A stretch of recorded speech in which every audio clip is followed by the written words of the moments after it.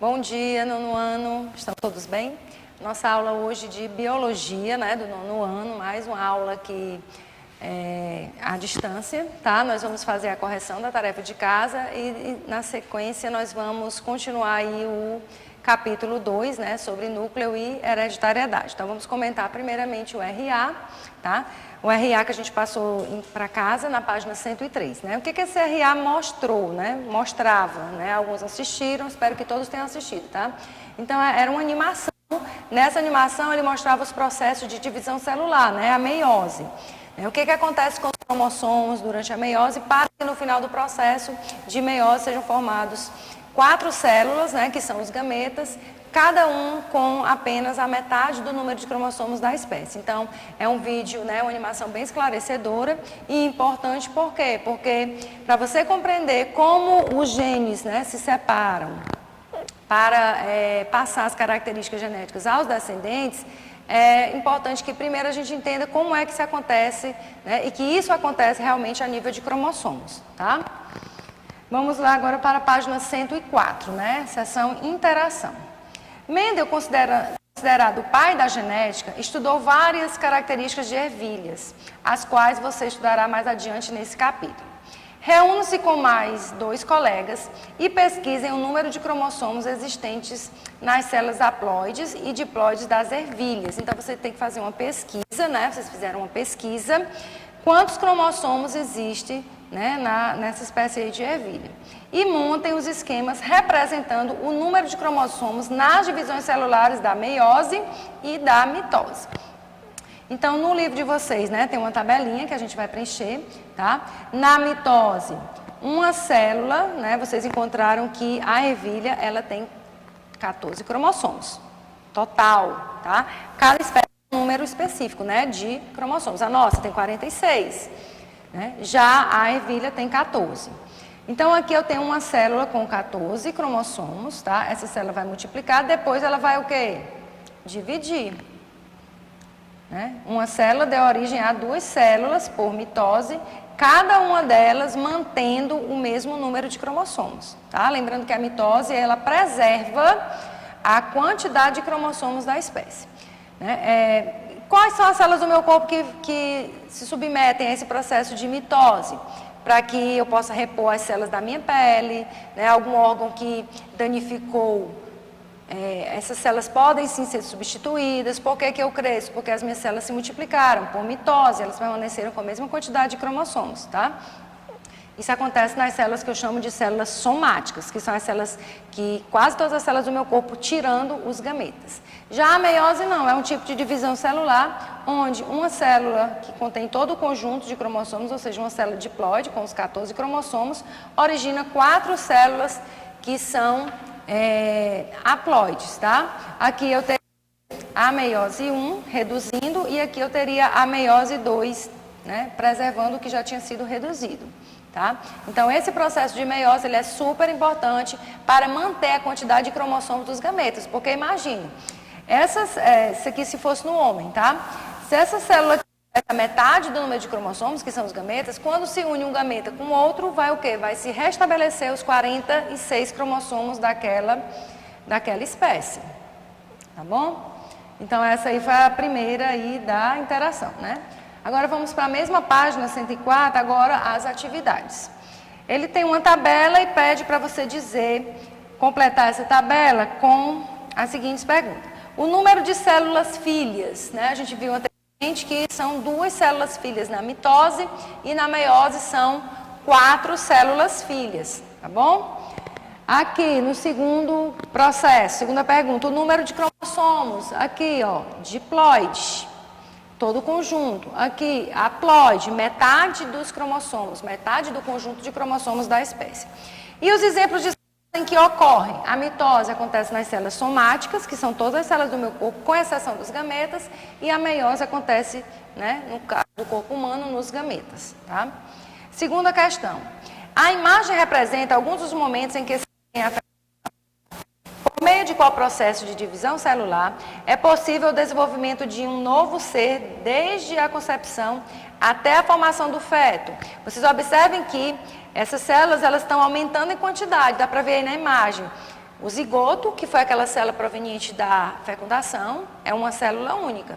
E aí ela começa a sofrer o que nós chamamos de clivagens. Uma célula divide em duas, depois cada uma das duas em mais duas. Então tem uma, depois duas, 4, 8, 16, 32, 64, porque sempre uma célula vai originar duas. Então esse processo, né, de múltiplas divisões celulares é chamado de quê? De mitose. Tá? E ela é realizada para repor células perdidas ou lesionadas, mas o nosso exemplo aqui, né, do desenvolvimento embrionário, é para o crescimento do indivíduo.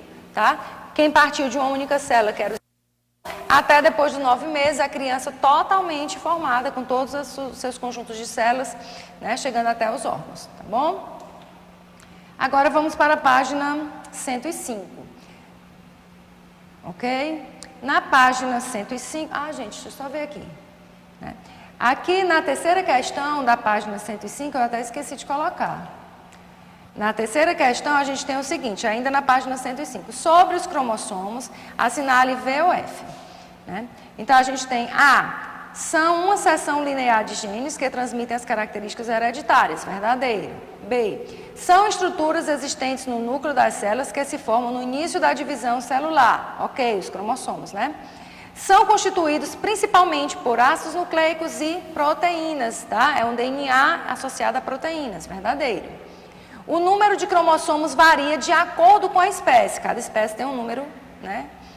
X, né? Digamos assim, verdadeiro. E o item estão localizados dispersos no citoplasma da célula? Não. Os cromossomos, eles estão localizados no núcleo da célula.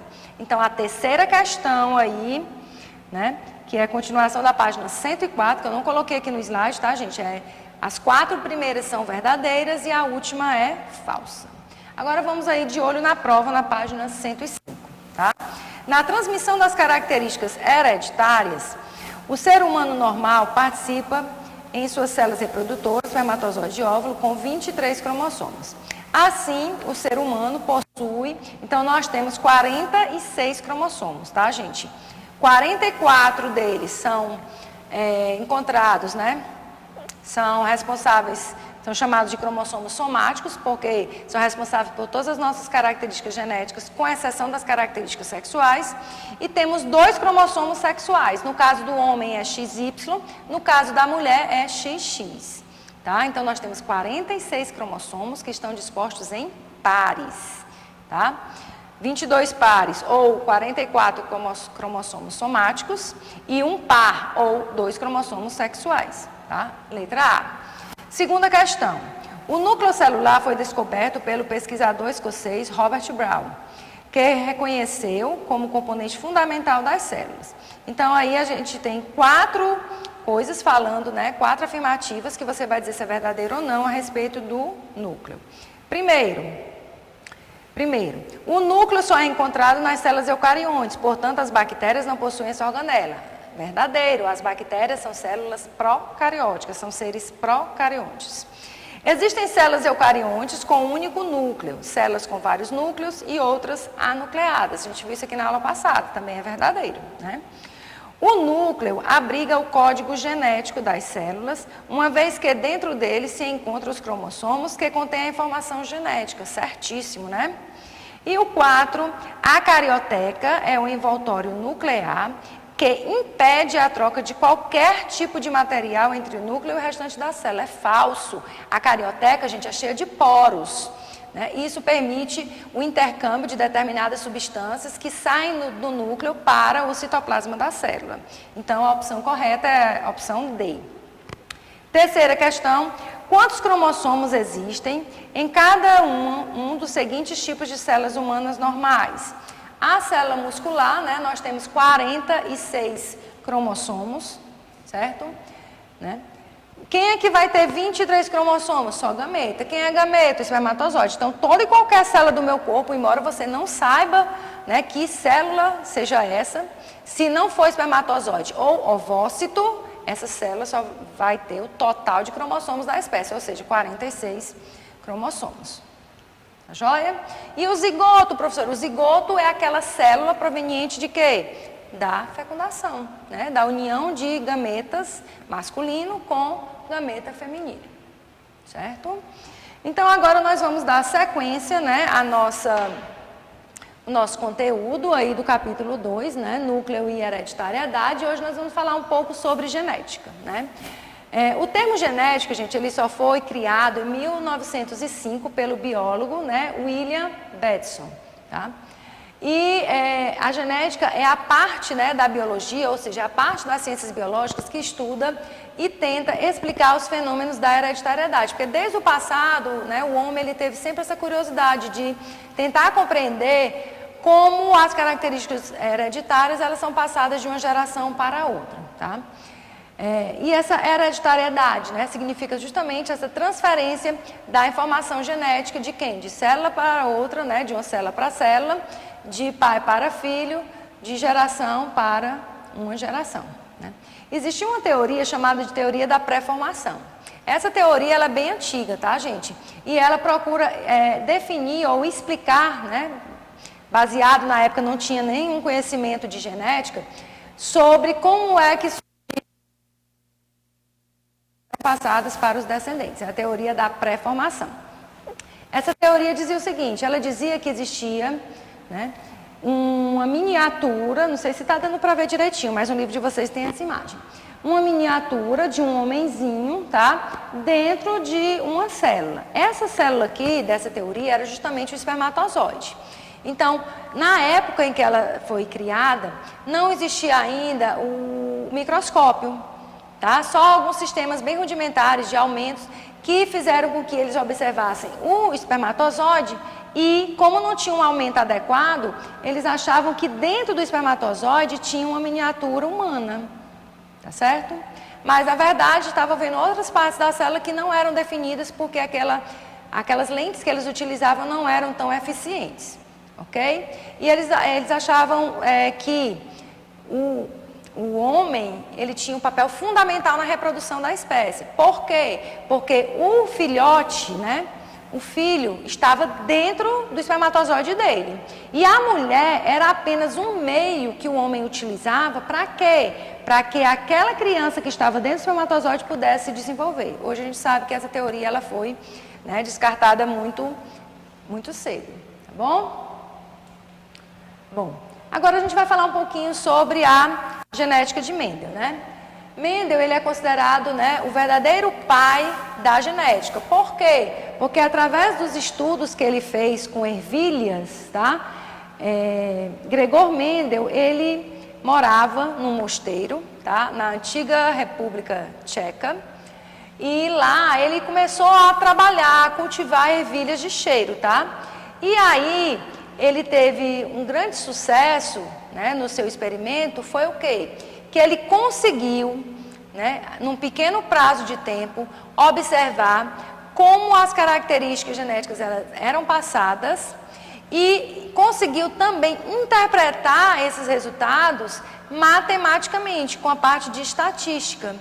Ele, com os resultados, a gente vai estudar isso aqui na próxima aula, que ele conseguiu obter resultados, números matemáticos que comprovam que a hereditariedade ela seguia sempre um padrão e que aquilo ali era levado não só para aquela espécie que ele estava cultivando, da ervilha, mas sim para qualquer forma de vida, né? Como essas características genéticas elas eram passadas de uma geração para a outra. Então foi aí que ele escolheu a ervilha, né? A ervilha de cheiro por quê? Porque é uma planta que tem um ciclo de vida curto, rapidamente ela reproduzia, né? Imagina se ele fosse fazer isso com uma mangueira, um pé de manga, daqui que a manga crescesse, né? A semente fosse germinar para dar origem àquela mangueira, daqui que ela ficasse adulta, reproduzisse, isso levava muito tempo. Então a escolha do material foi muito importante.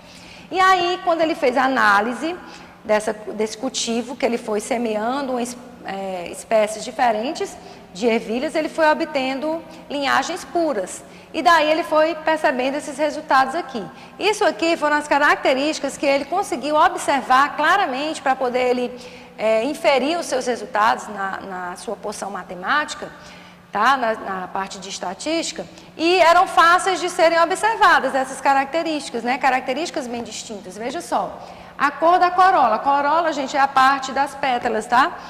Da flor. Ele tinha ervilhas de flores brancas, púrpuras.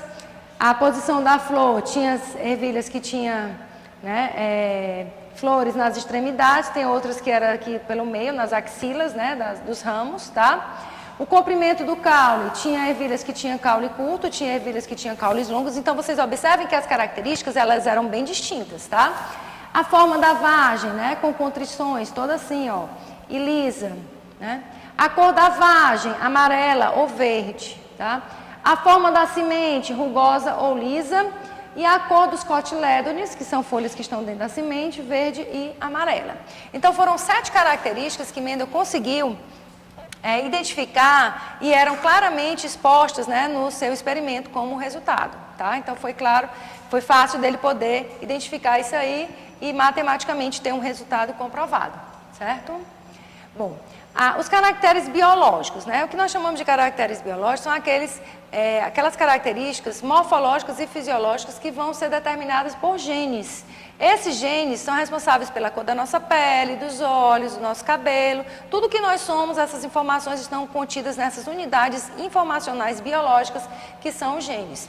E esses genes, eles vão estar contidos, né, nos nossos cromossomos, tá? Nos nossos 46 cromossomos. E eles são transmitidos de uma geração para outra através dos gametas. Então, a gente tem aqui, ó, o ovócito, que é o gameta feminino, temos o espermatozoide, que é o gameta masculino, e temos o zigoto, que é a célula resultante dessa fecundação. Observe que aqui a gente tem 23, quando soma um com o outro, vai restabelecer uma criança com 46 cromossomos, né? E o que constitui o gene da verdade? Né? Os genes, eles são constituídos por segmentos de DNA, tá? Que vão conter a informação para a célula produzir uma determinada proteína ou produzir uma molécula de RNA. Então, os genes, eles vão estar sempre em 2 versões, que nós chamamos de genes alélos, tá? Então, para cada característica do corpo, eu tenho um par de genes, em 2 versões que eu chamo de genes alelos. E esses genes alelos, eles vão estar localizados em locais específicos do cromossomo, num canto específico, que nós chamamos de locus gênico.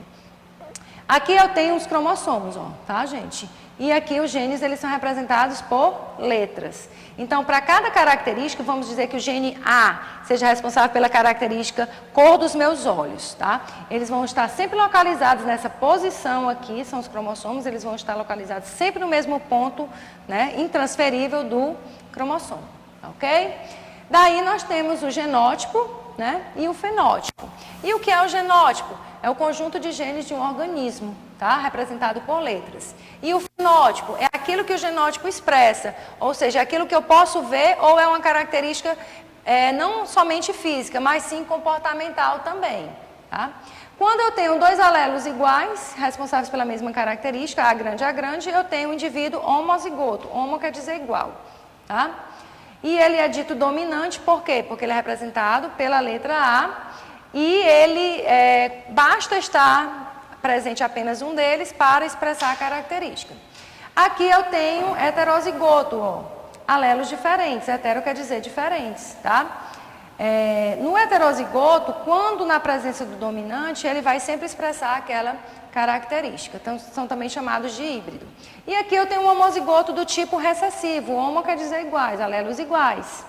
Porém, o homozigoto recessivo, ele só vai se manifestar se ele tiver os 2, se os 2 forem recessivos, ou seja, Azinho, Azinho. Ok? E aqui a gente finaliza com os heredogramas. O que são heredogramas? São formas, símbolos que são utilizados para identificar uma família. O quadradinho, a gente vai ver isso no exercício de casa, tá? O quadradinho é o sexo masculino, a bolinha é o feminino. Quando ele está nessa posição, é o sexo desconhecido, ou seja, não interessa lá na história, tá?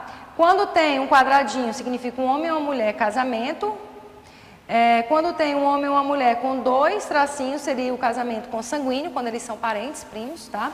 Quando tem pintadinho ou chumiscadozinho, é o caráter estudado, tá? A característica em questão. Quando tem assim, são os descendentes do casal, que são os filhos, tá? No caso, 2 homens e uma mulher. Gêmeos dizigóticos, que são gêmeos fraternos, não são semelhantes, né? Podem ser bem diferentes, tá? Eles são dessa forma. E os gêmeos monozigóticos são os gêmeos idênticos, né? Por isso que eles têm aqui esse traço ligando os 2, porque eles são necessariamente do mesmo sexo e eles são iguaizinhos um ao outro. Tá bom? Então, gente, a gente vai ficando por aqui na nossa aula de hoje, tá? Respondam as atividades que seguem na agenda e na próxima aula a gente continua.